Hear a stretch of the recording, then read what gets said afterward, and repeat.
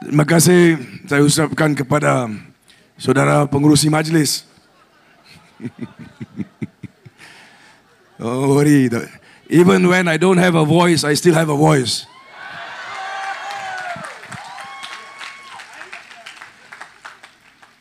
Apa khabar semua? Tomorrow are we going to see change? Fantastic crowd. I would like to thank all of you for taking time out to attend this ceramah tonight. It means a lot to us. Because it reminds us of what happened in 2018. When all Malaysians decided to stand up and change the government for this country.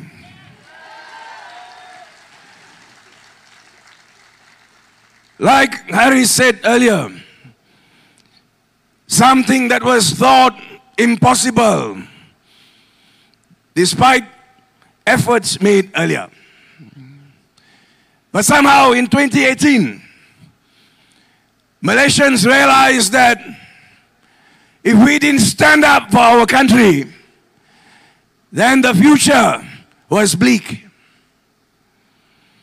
Kita semua tahu, kalau kita benarkan Barisan Nasional terus menerajui kerajaan di Putrajaya, maka masa depan negara ini memang tidak cerah. Itu sebab kita semua sebagai rakyat Malaysia membuat keputusan supaya kita semua bangkit bersama dan tukar kerajaan di Putrajaya. And we showed the world that if we put our minds to it, if all of us get together and rise, then we can change for this country.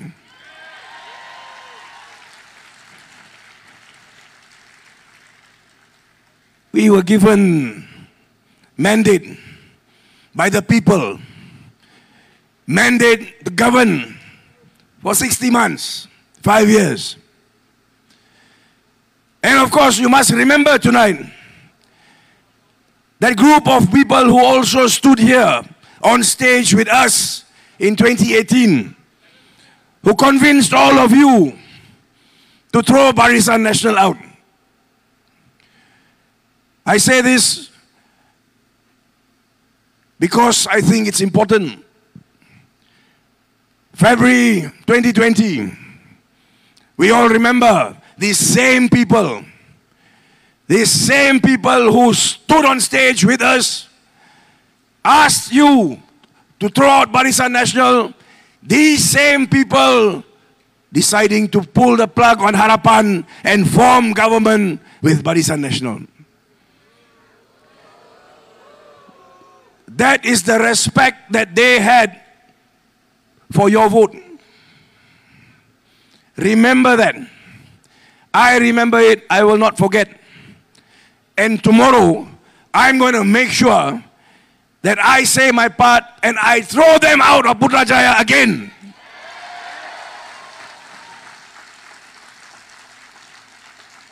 Because we can.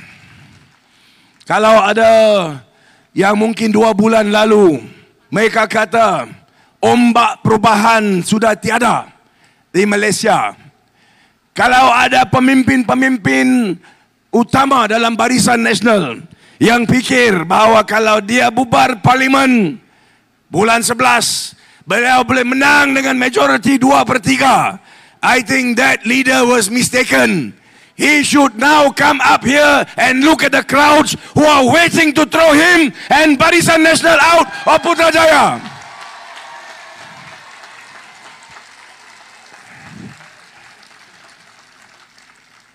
We must send a signal to these people. We must tell them that our vote counts. And everyone who's elected must respect the vote that put them in that position. And if they don't, then of course, the people will rise again.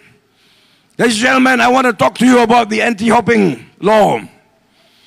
Sebelum daripada ini mungkin kita ada masalah kerana kita tidak tahu siapa-siapa pun boleh lompat selepas beliau dipilih sebagai wakil rakyat. Tetapi sekarang kita ada undang-undang. We have a new law. This is a law that was put forward before the House recently, passed, and it is now in force. The position now is this: if a candidate offers himself for election as a member of a particular party, if he is voted in on the strength that he is a member of that party, then he cannot hop. Tomorrow he cannot decide to move from one party to the other. And if he does, he vacates his seat and the mandate goes back to the people. The people will decide who will then represent them in Parliament.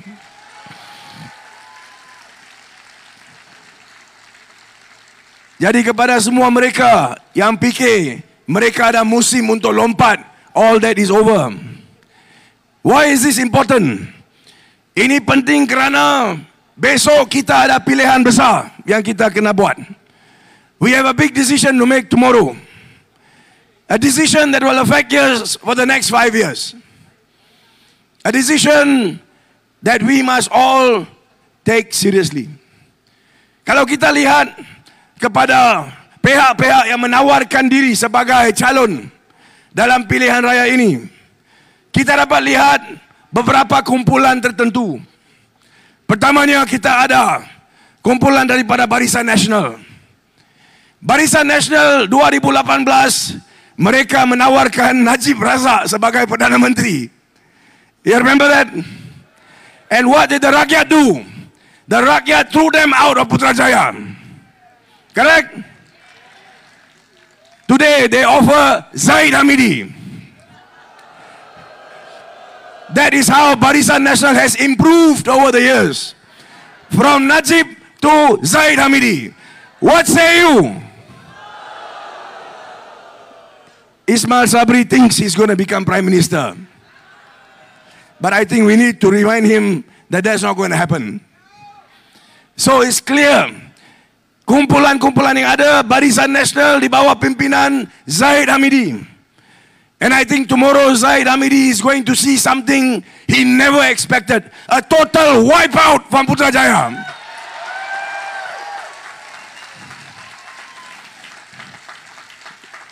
This is what happens when you take the masses for granted. You have an election at a time when it is not necessary. You have an election when people in Puchong are living with floods. People in Klang are living with floods. People in Bagan Dato are also living in floods. Unnecessary. You decided to have elections now. You will face the consequences tomorrow. Correct or not? Selain daripada menawarkan Zaid Hamidi sebagai calon Perdana Menteri, you can look at their team. This is the same team that got us into the 1MDB mess. As of June this year, according to the Minister of Finance, we still have a debt of 32 billion. Masih ada sebanyak 32 billion yang kita kena bayar kerana hutang 1MDB. Who's going to pay for that? Kita. We have to pay for that. But today we have the MICs and the MCAs. They come and say, undi untuk kita, vote for us. We will be the voice of the people.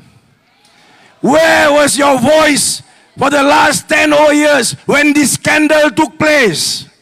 You were in cabinet. Why did you keep quiet about it? We have now got a $32 billion debt. You should take responsibility for that. All of you should go, correct? And kalau dia tak tahu, maka sudah sampai masa untuk rakyat yang beritahu mereka out of Putrajaya, betul? That is the team that Barisan Nasional offers you. We should reject them. Then we have Perikatan Nasional. Perikatan Nasional, we have a great leader, it seems. In the name of Tan Sri Muhyiddin Yassin. Yeah.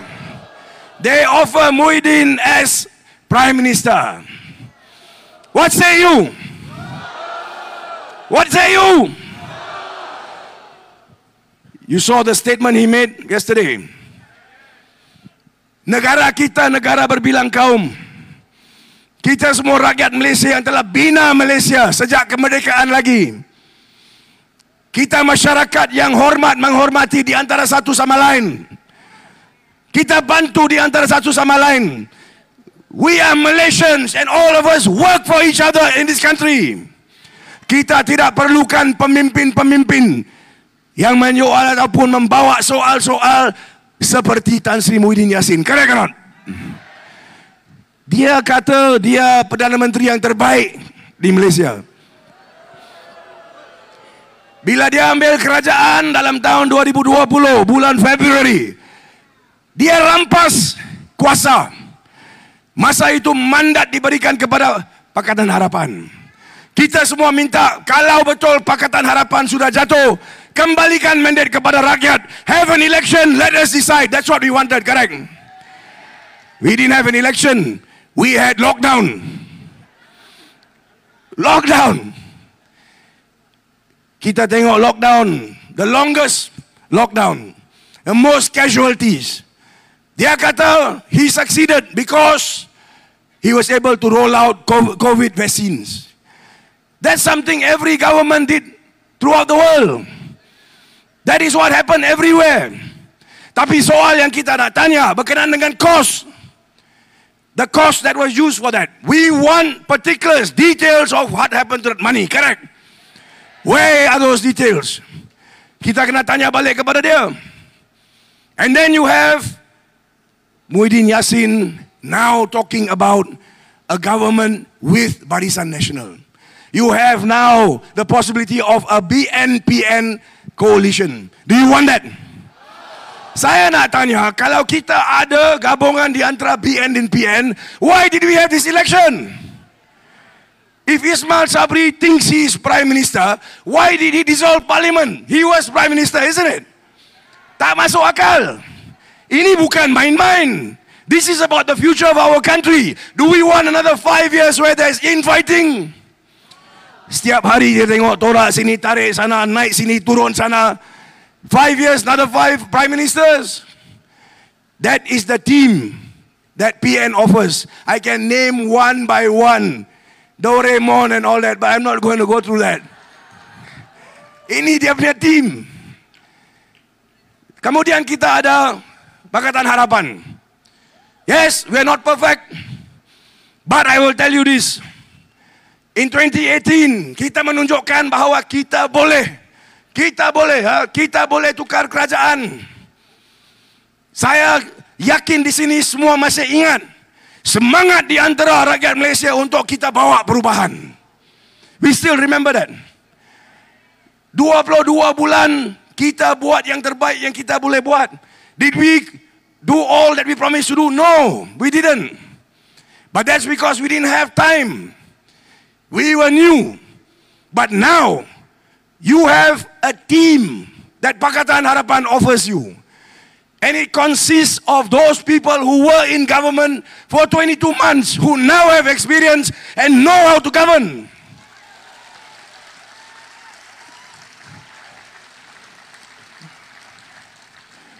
But again, a team alone is not enough.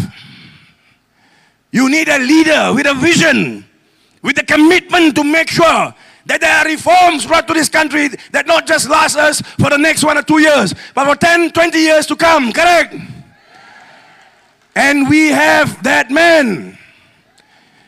We in Pakatan Harapan offer you a team with experience.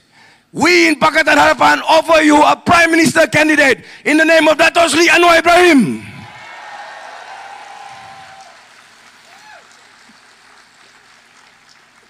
Jadi jelas, esok kita buat keputusan di antara siapa yang kita akan pilih sebagai Perdana Menteri. Tomorrow is about the next 5 years and who is going to drive us through this difficult time, fix the economy, make sure that we develop a society that works together for the country, and of course, reforms in the form of institutional reforms. That is Anwar Ibrahim. He has been talking about it for years, consistent. Kita ada tawaran Pakatan Harapan. It is there, what we want to do. And we can achieve it. Now it's up to you, the people of Malaysia. Adakah kita bersedia untuk membawa perubahan sekali lagi? Are we ready for change? Are we going to make sure that we send a strong signal to Barisan Nasional that we remember what happened? We remember that we are saddled with debt tomorrow. And are we going to say to Muhyiddin Yassin, we reject you as a leader for Malaysia? Correct? Jadi dalam keadaan tersebut, esok tugas kita simple. All of us keluar beramai-ramai, pastikan kita pangkah untuk Pakatan Harapan 20 hari bulan November, kerajaan baru, Perdana Menteri baru, Malaysia kita boleh. Betul? I am very sure from what I have seen in the last 2 weeks that tomorrow we will change government. We will see a new government, Harapan, and of course, a new Prime Minister in Putrajaya on Sunday. Boleh atau tidak? Boleh atau tidak? Kita make sure Hannah Yo has done excellent work. I will tell you, in Parliament, I see what she does. A great leader. Please give her your full support. Terima kasih. Saya Seniman. Nandri Wanagam.